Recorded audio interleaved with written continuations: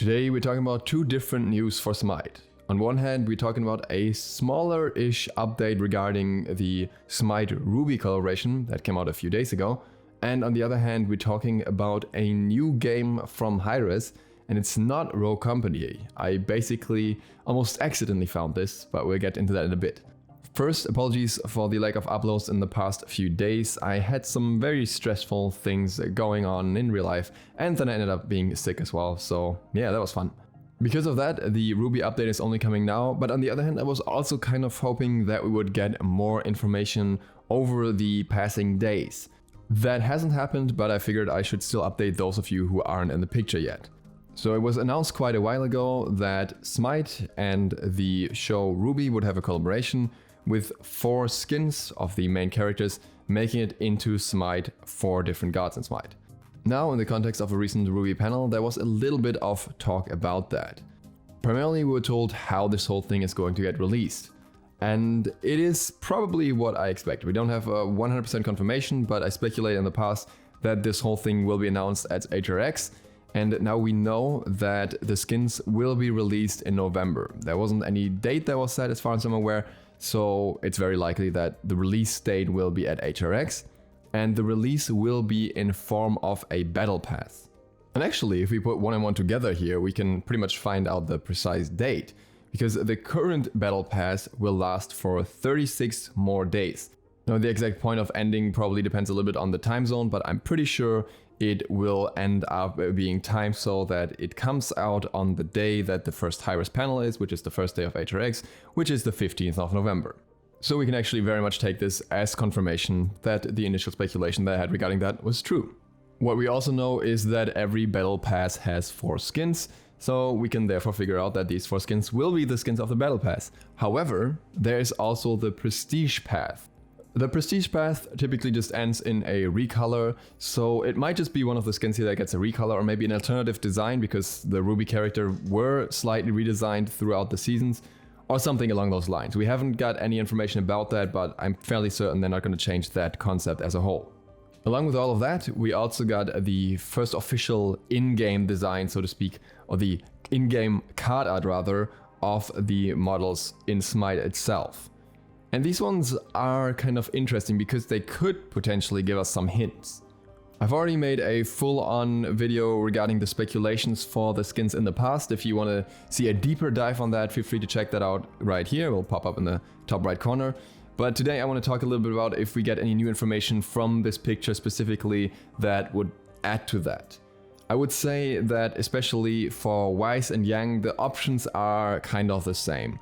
With Yang, I'm still somewhere between Raven and Terra, kind of depending on if all roles have to be filled here and if we also will see only female characters being used for these. But I think with how the character is presented here, again, primarily using the fist as she does, it makes the most sense to me. With Weiss, the choice in my opinion is still between Freya and Amaterasu, mostly depending on how the roles are filled, if we for example can have multiple warriors. Though it is worth noting that the stance she stands in could also be something King Arthur-esque, but I really don't think and don't hope that's the case. It would be kind of an awkward fit in my opinion. The really interesting character here where we might get some more information is Blake, and that is due to her posture and the way she's standing. Because her posture looks very similar to the default card art of Set. However, I don't think it's going to be Set, based on the fact that there are so many potential assassins among these characters that would be very hard to fit in. There's of course still the speculation for Bastet or even Loki now, and a new kind of hint that came up on Twitter is that she could potentially be Bellona, but all of those are very vague in my opinion and not really anything established, and I think it'll remain that way because she is just the least obvious one. RWBY herself is also in a similar place where many gods could fit her.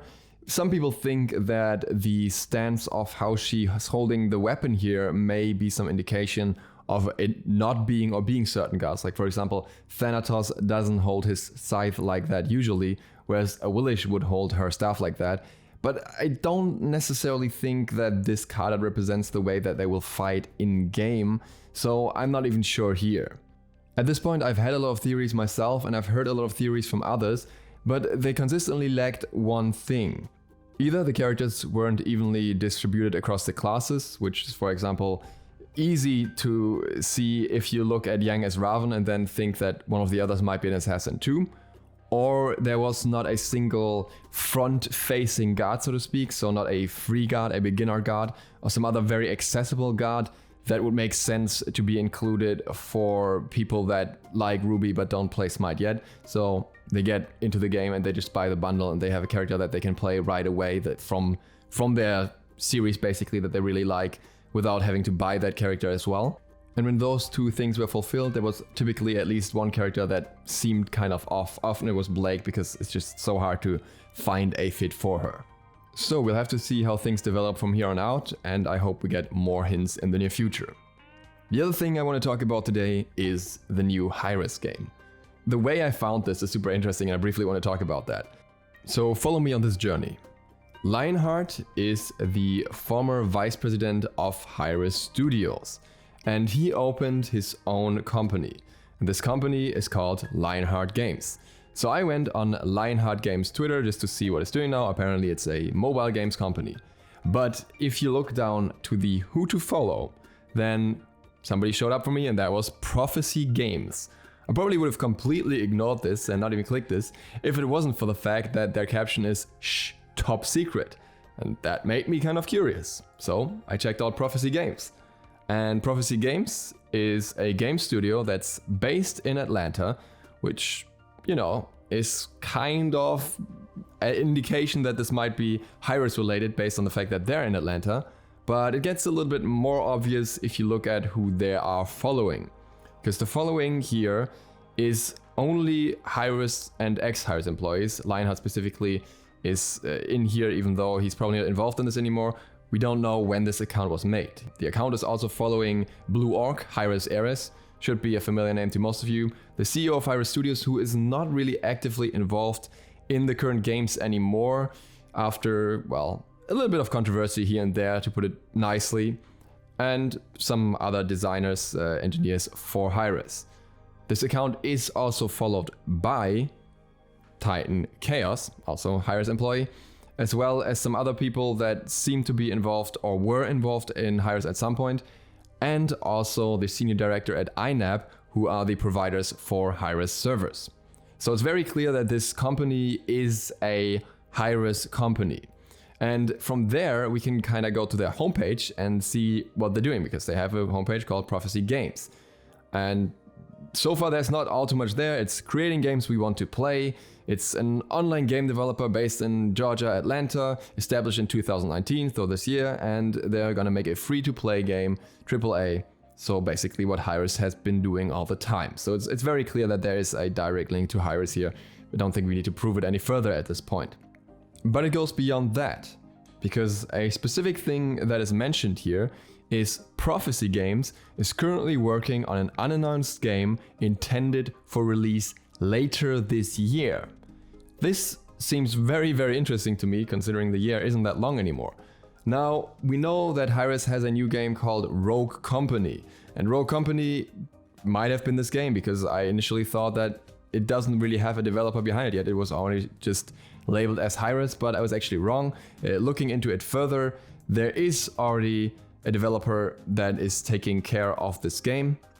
And while here it is listed under publisher HiRez Studios, we can also see that the developer is First Watch Games. You can't really find anything about First Watch Games yet, but they don't seem to be the same studio as Prophecy Games. What does that mean for us? That HiRez is probably going to announce not only Rogue Company at HRX, but some other title as well. We don't know in which form, how big the game will be at that point, but we can find some more information. On the website itself, it only tells us more about making the best games, being located in Atlanta. Welcome to the good life. And we can also see here that all the benefits are basically the same ones that HiRez has, so that's that information. But they were also hiring, and we can look at the website for that being LinkedIn, where they were looking for a dev, which was posted by Lionheart as well. This was 3 months ago, and it actually had 121 applicants, so they're no longer even accepting any applications. And if we look into the details here, we can find that the main responsibility will be design and develop new game enhancement and correcting defects using Unreal Engine 4. Now, Unreal Engine 4 is a relatively versatile engine, but I'm fairly certain it's primarily still used for PC games design or for console games design, even though I think it's possible to do mobile games in Unreal at this point as well. And based on that, I would think this is probably a PC game, but we can also extend it to experience with PC and Windows programming. And I'm pretty sure if this was a mobile game, there would be more indications here that you should have a background in mobile games. We have favorable additions here being experienced with mobile and console programming, but that's just a bonus basically. So I think PC games is the focus.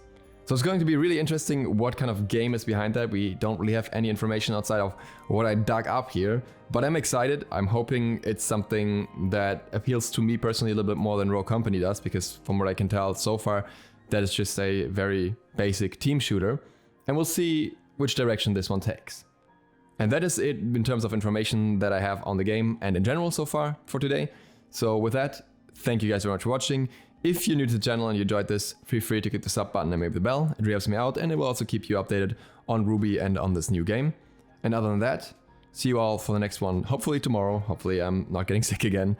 DukeSloth, out.